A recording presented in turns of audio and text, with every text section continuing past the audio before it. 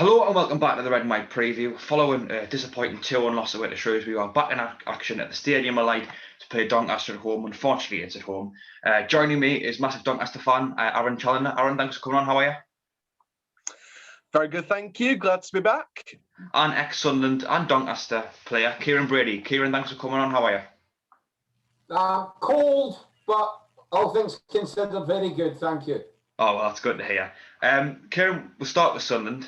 A problem that seems to happen all the time is dropping points from losing positions. I seen a tweet this morning that said that we've dropped 16 points so far this season from a losing position. Of course, last night, we dropped 3 points after being 1-0 up. What do you think is causing it? I don't know if there's anything that could be regarded as specific. I think if anybody was going to look at a situation like that, then they may come to the conclusion that the players might get nervy. And of course, once you're on a run like that and it's highlighted in media or social media, then it potentially can play on the minds of the players. I didn't think Sunderland were particularly good or particularly worthy of a lead at half-time, but they had it, and it would have been a very good way to get 3 points. I think at this stage of the season, the importance of the results far outweighs what is contained in a performance. But it wasn't to be, and on another night, it might even have went to 3-1 for Shrewsbury, because I'm at a loss as to why that particular free kick was disallowed. But it's something that Lee Johnson, his coaches, the players have to address, because they're in a very precarious position at present. I don't think there's any guarantees of a playoff position, far less the pursuit of automatic promotion. So it's something they're going to have to go on the training ground and try to make sure that they can remedy in coming weeks and months. I guess I could just pick a mentality thing. I think that's what a lot of people are saying. I seen a lot of people last night on Twitter, and I found this completely ridiculous, saying Lee Johnson this, Lee Johnson that, it's time to walk. But are you in agreement with us here when I say that it's far too early to start criticising Lee Johnson, and that there's clearly a deeper problem with this squad, Kieron? Yes, I think it would be premature for people to expect the club to make a decision that would dispense with his services. I think you have to give him time. He performed well in his role at Bristol City, and to that end, I still think there's hunger and desire within him to be the manager that would try and rectify the problems that exist at Sunderland Football Club. I mean, I'm on record now for a number of years as saying until they do something within the club, as it were, then the outworkings of it are never going to be sustainably successful. That's something that Lee Johnson can't do on his own. I don't believe it's something that can be done by a director of football without local knowledge. And, but Lee Johnson only has the players that he has to work with. Sunderland's not in a position to bring in genuine quality from either the Championship, let alone the Premier League. So it's a real test of his managerial credentials, but I have to say that irrespective of his commentary in public, so far, he's not living up to it. Things have to be better. And although I would never ever say at this stage it should bring about his premature departure, you can't get away from the fact that, for me, both results, performances and style of play haven't yet been anywhere near good enough. What do you think causes that since he's came in? I don't know. I mean, he would probably contend that he's still getting accustomed to the players, their abilities, their shortcomings, and trying to wed all of this together to ensure that he can create some form of winning formula. But he's well paid to do that. I think he understands the instantaneous demands of the club and the desire to get out of League One. So to that end, he will be under no illusions about the expectations. And I think what compounds that was the presence last night of the proposed new central figure at the club, who you would like to think and you would hope was horrified at what he witnessed. But perhaps the positive that can come from that is that he realises perhaps the only way is up, and the only things can only get better. But Lee Johnson, I think, expressed his disappointment after the match last night. And I often think that managers sometimes think that if they explain where things went wrong, it might pacify or placate the fans. Now, there's a truth to that to a point, but the fans are well within their rights to respond by saying, well, hold on, it's up to you to make sure these things don't happen during the course of the 90 minutes that have just gone by. And the other thing that's overlooked to a degree is that when Lee Johnson's results within the league are compared to what existed with Jack Ross and his, opening 12 games or final 12 games, or of course, after that with regards to Phil Parkinson, I don't believe Lee Johnson's had a particularly challenging run of fixtures.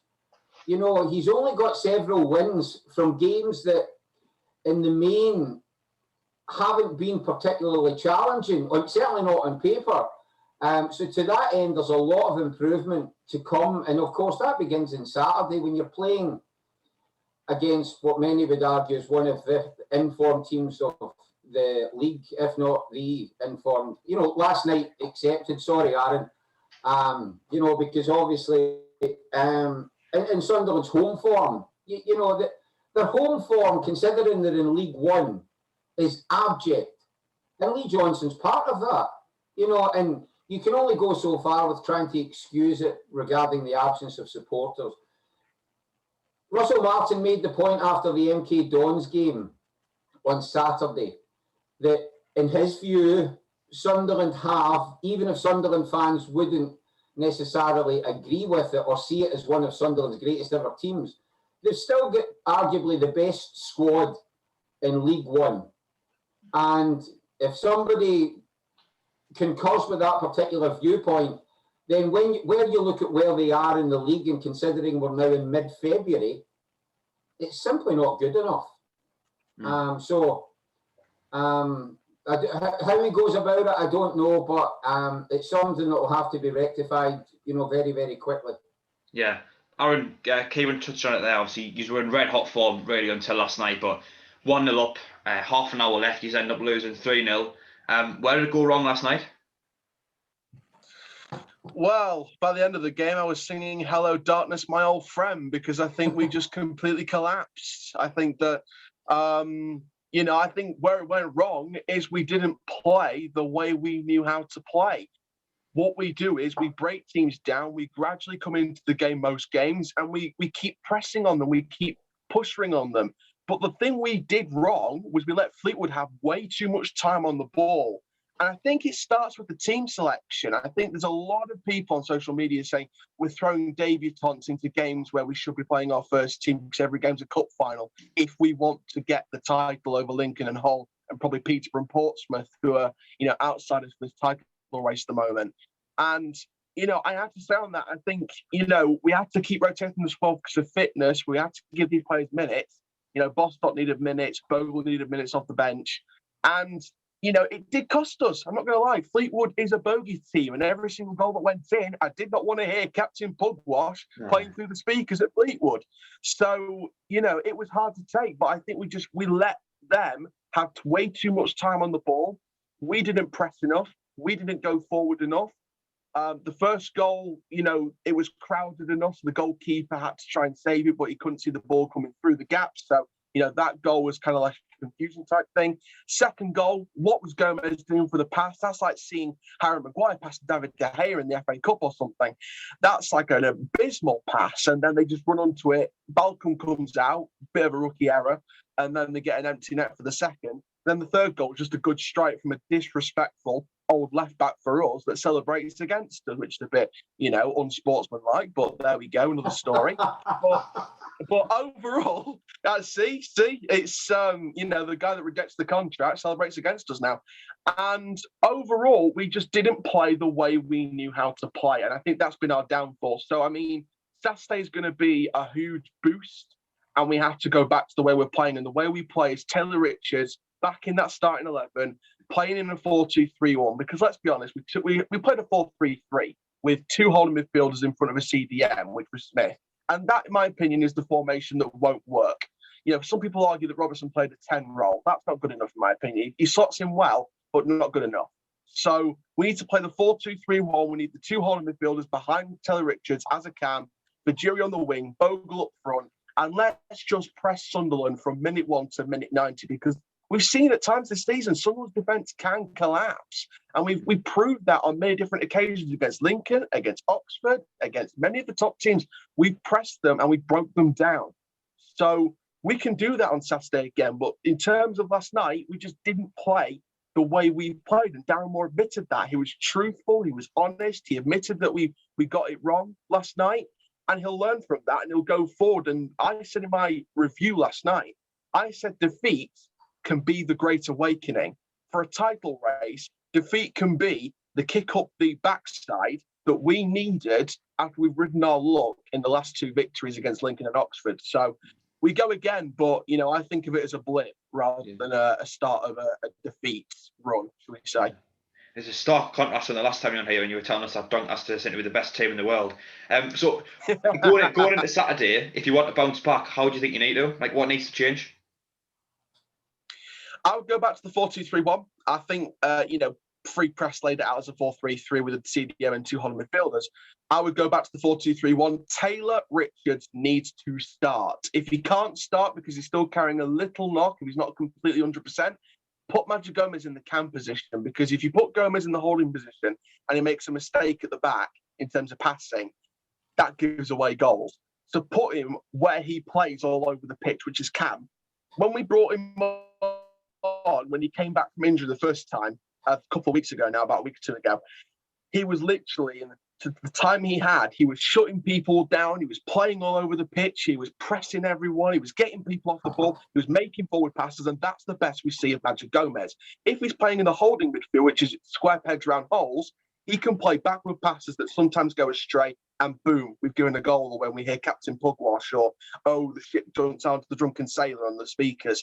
And you know, if not, Taylor Richards starts and Gomez bench, especially after that performance from Gomez. We play pressing football. We don't let teams have too long on the ball. We keep the pressing game from minute 1 to minute 90. And also don't let an injury to the captain deflate you. Because let's be honest, I think a factor in that defeat was Tom Anderson's injury in the 13th minute. That's deflated us, and we needed those extra voices, and it didn't pipe up from minute 1 to minute 9. Well, from the 13th minute when he got off to minute 90. We didn't have those extra voices. So we need Butler to step up in that captaincy role on Saturday and lead the team by example. Lead the team. And new people coming in, share your voice. You know, it's like Sing by Gary Barlow when the Military Wives Choir. Sing. Sing if you want to. Sing with your voices and your heart out to your chest, and use those voices and project them on the pitch, because it doesn't matter whether it's new voices or the same old voices. Voices create a morale and a chemistry, and that's what we use to press teams down. And that's what we didn't do against Fleetwood. So that's all I'm hoping for, to be honest. You have a very interesting way of talking about football, Aaron. I need to point that out. You talked a lot about formation there, really. And Kieron, I was going to ask you on this, really. There's been a lot made of the formation we've been using recently. It's like 4-2-2-2, two defensive midfielders, two kind of like attacking midfielders / wingers, and the two strikers. Pitless in, it's too narrow. I mean, like, what do you think of it? And this is something that would be shared with a lot of former players I've spoken with, feel that formation, as important as it is often overblown. And there's a disregard in many respects to the fact that once the professional football game begins, there is so much spontaneity involved. And for example, Sunderland have Aidan McGeady. And Aidan McGeady's the type of player that, if you're going to give him the license that might allow him to produce, there's no way you try and, restrict his movement into one very static, rigid formation. So I know that it might appear as 4-2-2-2, but if you think of it like this, the amount of goals that are scored in a live broadcast that are followed up by somebody saying, that has came straight from the training ground, is very, very, very rare. And that's because the majority of goals that are scored might loosely be based around things that you've worked on, but oftentimes it's players taking their own initiative and in many ways, they are trying to adjust to the way the game is panning out. Now, of course, when you start a game, you'll have a formation that you want to work with, and hopefully you'll reap benefits. But if you're playing Aidan McGeady and you've got Charlie Wyke and Aidan O'Brien, and even if you had someone like Chris Maguire or Jack Diamond, I mean, rather than think about the formation alone, that's 40% of your outfield players that are extremely attack-minded. And if you try and tell them to get into the positions that they have the most confidence about, or that they feel most productive, then you would like to think that at the very least you'll create chances. Now, that wasn't particularly evident with Sunderland last night. They only had one attempt at goal in the first half and were fortunate enough to score from it. It increased in the second half, but then again, the way the game panned out dictated that in many respects, because two of the attempts at goal came from Bailey Wright. One, he was unfortunate that the goalkeeper saved. One was a header that he put wide from a good chance. So, if they're going to try and play a passing game, they're going to try and utilise the attack-minded players that they've got. They really should be trying to create better openings on the ground, working the goalkeeper. So the formation for me has some importance, but it is nowhere near the level of importance that you would get from media speaking about it and at times supporters. Apart from anything, if you're going to play a old-style traditional 4-4-2, and some people might say, well, I prefer 4-4-2, and others might say, well, I don't. What, again, is often discounted is there's about 20 different ways you can play 4-4-2. Yeah. So the formation, again, is not as important as having the players in the best frame of mind, filled with confidence, individually and collectively, working on things also that are often regarded as, unimportant, making sure that you try and comply with, the last thing you want is people going over to take a corner because in their own mind they think they're good at corners, when in reality they're not, and they would offer you something much more productive being in the box. Because that's when things start to go awry, when people start thinking they're maybe stronger in areas than they actually are and things like that. So, but the most important thing is, for Sunderland, particularly in League One, and as much as it might be much more difficult when they don't have that wonderful backing, they still have to try and make the stadium a light and intimidating atmosphere and an environment for players to come to. And Darren Moore, I'm pretty certain, will be emphasising and re-emphasising to the players this week that Sunderland's record at home this season is abject, and that they should have no fear and not feel intimidated in any way, shape or form about going to the Stadium of Light. Doncaster came here 2 seasons ago and looked like rabbits in the headlight. I think it was round about Easter time. Yeah, we won 2-0. They improved significantly last season, and I think they managed to come away with a share of the spoils. And they'll probably feel that the continuation of that particular run, if you like, might see them leave the Stadium of Light on Saturday, this time with all 3 points. So it's Sunderland v Doncaster at the Stadium of Light, and maybe as clubs, people would think that only means one thing. But, it's not clubs that play matches. It's a group of individuals. And over the course of 25 or 26 games this season, and I know Doncaster's played a couple less, Doncaster, they can point to the league table and say, well, hold on, who's the team that's 7 points clear, played 2 games less? I mean, if Doncaster win on Saturday, disregarding the other sides for a moment, you're kind of thinking it's going to be monumentally difficult for Sunderland to get to 46 games and finish above Doncaster Rovers.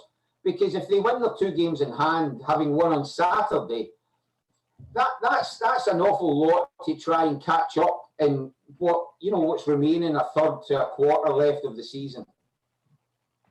Yeah. So you mentioned a player there earlier on, in Aidan O'Brien. I know he got his goal yesterday, but a big criticism of him is like he hasn't been scoring enough. And a point I've been making about him quite a lot is that, yeah, he might not be scoring goals, but he's helping Charlie White out a lot. I think that's from his hard work, his link-up play, the way he kind of drops deep, comes out wide, and he seems to make a lot of intelligent runs and create space. What are your thoughts been on O'Brien, especially since Lee Johnson's came in and he seemed to pick his performance up, at least in my opinion? Well, I think if you're a manager and you're going to persist with a player that might be coming in for criticism from supporters or indeed media, you're going to have to at some point try and justify why this particular player seems to carry favour. And although he did score last night, I still don't see him as somebody that's going to get you 12 to 15 goals over the course of a season. And as much as Charlie White, despite the criticism that he's had to endure, has become the talisman in many regards, you're still hopeful of significant contributions in goals from elsewhere. Because if you don't have your top goal scorer scoring 25 to 30 league goals over the league campaign, you're going to have a support network that is providing you with 12, 15 goals, from your wingers to your attacking midfielders, or of course your second striker or supporting striker. And he took his goal well last night. And I mean, he was presented with such a wonderful opportunity. I'm not going to say that he couldn't miss, but, you know, it wasn't even a chance where you would give him credit for working the keeper. The position he got himself into, he should be scoring. So, yeah, you know, I'm not going to fault his work rate. He tries to get in the box. He had a header early in the second half that was pretty powder puff. You know, and you maybe expected better from someone of his standing and stature. And you contrast that to Curtis Main playing up front for Shrewsbury, who didn't score, but gave Sunderland's rearguard a particularly challenging evening just through his work rate and his conviction and using what strength he has. So it's still early for Aidan O'Brien in his Sunderland career. But he's one, and he wouldn't be the only one that you would be hoping to see a lot more from. Yeah. Aaron, I know Fajiri Okunabiri is your top goal scorer. I think he's been pushed out of the left wing. If he isn't, then, or even if he is, aside from him, who are your main danger men? Who have we got to be looking out for on Saturday in particular?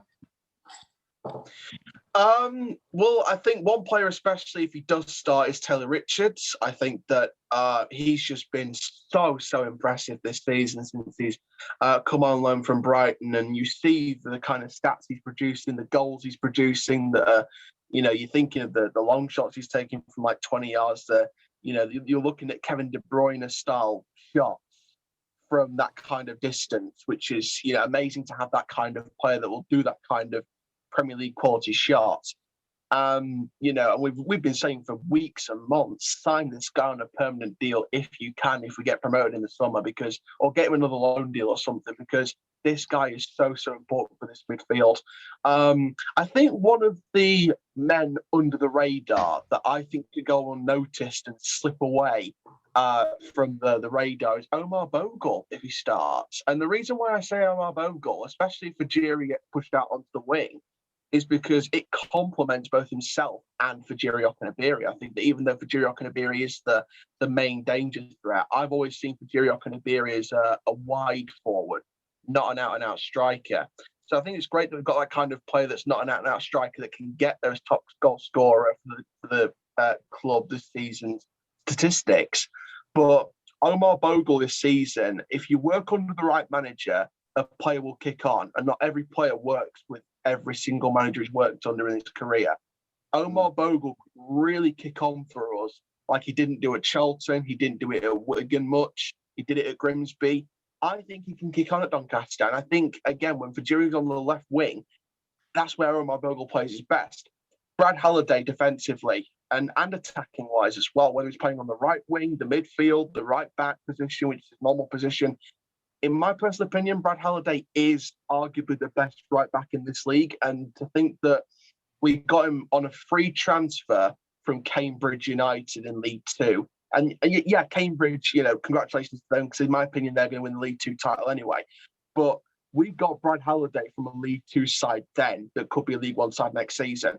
And his play is so impressive. He was probably the man of the match from last night's defeat.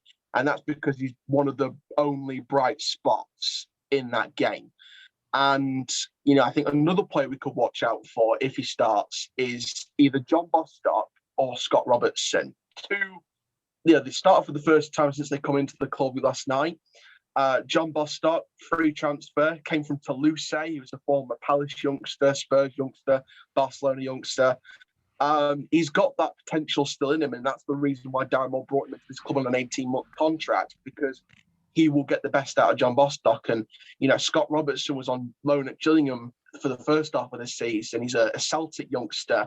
He's had experience in the Europa League. And, Scott Robertson slotted into this side really, really well. He's gelled with the team. He publicly said he was buzzing when he got the call from Doncaster. So I think Bostock and Robertson are two holding midfield players that can also play in the cam position, that are physical presences. They're good with the ball. Their passage of play is unbelievable at times. So they're going to be main danger threats as well. And of course, the final one will probably be Reece James, because I think at left back this season, of course, being a former Sunderland player, as well as a youth player at Man United, I think that Reece James has got that quality about him, whether he's playing on the left wing or the midfield. Maybe not the left wing, but we can do that. You've only got to look at the goal against Portsmouth months ago. That goal was sweeter than Cadbury, and I said that in the review. Reece James, a goal scorer in any position. Reece James is a goal scorer in any position, and his left back play and the way he sort of directs the play from the left hand side, and he may direct it and slot it over to the right. He may play it down the middle. He may play it down that left hand side. I think that Reece James will be a dangerous threat on the left hand side, whichever kind of position he plays, whether it's left back, left wing, or left centre mid. I think that Reece James could be a danger threat as well. So there's threats defensively and attacking, and you've got to watch out for Balcom. For your goal scorers, got to watch out for Ellery Balcom, because he might have let in a couple in the last couple of games, but overall this season, since he's come into the club, it felt like having Tony Dieng back in goal, who was great last season. It's like having Dieng back in goal, because his shot stopping is unbelievable. Of course, he saved 2 penalties against Lincoln, who were top of the league then. So, that says everything you need to know about the guy. And, he's going to be, Sunderland wants to score goals, as well as getting through that defence. Balcom's going to be a huge challenge for you guys. Yeah, well, he hasn't met Charlie White yet. Speaking of goalkeepers, Kieron, Remy Matthews made a couple of howlers yesterday. The first goal, I'm not sure you can put it down to anyone but him, and then obviously it was a disallowed goal. I'm not sure. I can't think why I got disallowed. I'm thinking there's a reason, but it certainly wasn't a foul on the goalkeeper. There's been a lot of calls for Lee Burge to be dropped. Personally, I don't really get it. There's been a lot of calls for Patterson to come in. For you going into Saturday, who plays in goal? Well, I think what Lee Johnson would have to do is try and assess the confidence of Matthews over coming days, because a lot of people would put forward the theory that the mistake that was made that could have allowed Shrewsbury to go 3-1 up may have its roots in Shrewsbury's equaliser. And going back to Curtis Main, that was somebody that was completely fearless about going up for an aerial challenge with a goalkeeper. I mean, that's not something I would ever have done. But Curtis Main, he had a huge part to play in that. But of course, a goalkeeper with height advantage, as well as the ability to use his hands, shouldn't be losing out to balls like that. So whenever you have something that's such a glaring error and it's contributed to a goal being scored against you, yeah, of course, people might say, well, he should be dropped or the manager should persist with him. But if I was a manager, I would be very, very, very big on confidence in players. Going back to what Aaron was saying, Steve Bigelow was my manager at Doncaster when I was there for a month, and I absolutely loved playing for him. I really, really, he was the best manager I had at professional level. And it wasn't because he was an outstanding tactician. It was just he was so great for me individually and personally. And he got the best out of me for that 4-week spell that I was there. And Lee Johnson's credentials are now going to be put to the test with regards to his goalkeeping dilemma. I mean, okay, Aaron might not appreciate it as much as you, Jack, but what we're witnessing now with Sunderland now is in many ways a mirror of what we had in the Championship season, where we were switching from one goalkeeper to the next on a very regular basis. And that in itself doesn't exactly engender confidence, because there's dynamics that are different with defenders and midfielders and forwards. But if you're a goalkeeper that's playing for 2 weeks, then out the team for 2 weeks, and then back in for 2 weeks, what you have then potentially is two goalkeepers who believe, based on evidence, that the manager doesn't trust either of them. And that, of course, is the position that Sunderland find themselves in at the moment. So it's really up to Lee Johnson to look at even the body language and his demeanour when he's coming into training over the course of tomorrow and Friday before making that particular decision. Okay, yeah, I know what you mean, but chopping and changing goalkeeper is never good. I didn't understand why I would drop Burge in the first place, to be honest. Lads, time's ticking on a little bit. So quite briefly, Aaron, I know you think Doncaster is the best team in the world, but weak points, what are they? Well, there's a few weak points, especially since we took from last night that was on show in other games that we probably didn't catch up on as much. Giving the ball away, that's one big thing that I want to discuss quickly, because the stray passes that we give away too much. And I feel like if we're going to start keeping on this title charge, going for top two, going for first place, then we're going to have to stop giving the ball away. Keep possession, don't be afraid to keep the ball. And that's the good thing about Taylor Richards. Keep the ball. Don't give the ball away as much. Play with it, play them off the park, and then go in for the kill. It's like predator on prey. Hunt them down, get them in a corner, force them not to leave, and then strike them with the venom. That is what we need to do. Stop giving the ball away, because if you let the prey out of the cage, then you're going to be tired out chasing them again. Giving away, getting caught up in possession, that's a big thing with Cameron John at left back, and that's why I don't like him as a left back rather than a centre back.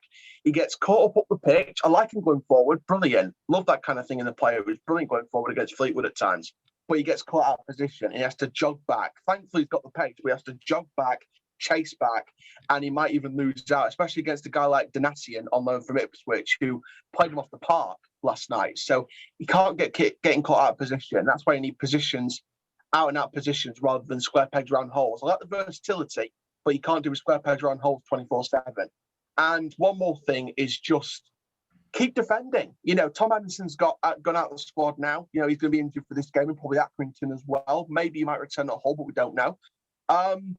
Rethink. And this is what I was talking about with voices. Rethink defensively, get men behind the ball, keep pressing onto them to force them off the ball, and just keep going for it. Because if we ease off them and allow them time on the ball and allow them time to create, then defensively, eventually, we're going to get shut down. Like a small business that doesn't get funding from COVID. So we're going to eventually get shut down. We will eventually get closed down, and we have to stop that from happening. And the loss of Anderson will be a big factor in how we develop that and how we change that from previous games, but it's going to be a test. There's always a simile with you, isn't there? You never just give the story. You're always going to add a simile in. It was like this, it was like that. But it's like the Sid Waddell of football. I know. Lads, I think that's a compliment, by the way. You what, sorry? That's a compliment. Yes, thank you. We'll look to wrap it up there, but before we go, Aaron, we'll go to you first. A prediction. I'm going to go for 2-0. I'm going to go with Omar Bogle and Taylor Richards to score, and Sunderland might nick one consolation goal in the 90th minute, but we'll just keep it out. Yeah, Kieron? Oh, I'm going to go for Sunderland by the odd goal, and it's simply because necessity is the mother of invention, and Sunderland really are going to have to start stringing wins together, and they're going to have to start beating the teams that are irrefutably their competitors for both automatic promotion and the playoff places. So I would probably go 2-1.